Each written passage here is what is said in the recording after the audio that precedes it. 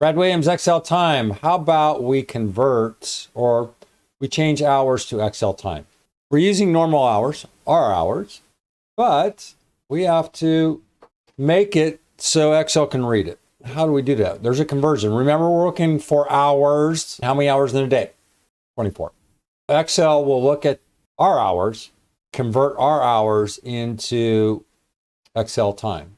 Looking at a 24-hour timeline, look over here. Hours divided by 24. We're looking at B5 divided by 24. Pretty straightforward. 15 hours is 0.625% of a day. What happens if we put 25 in here? Does this thing blow up? It'll probably say it'll be 1.042, and then it converts it back over. Our conversion factor here, if there is one, I think I want to change this. Let's go back. Just for fun, let's put 36. Scroll down just to break up this monotony here of 24 hours.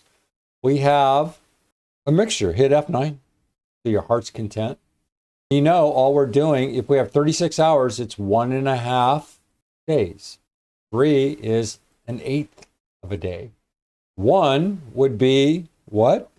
0.04 something like that.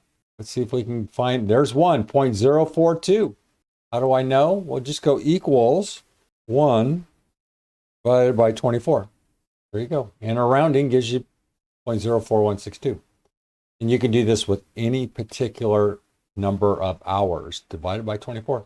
To convert it back over, all we're going to do is multiply this by 24.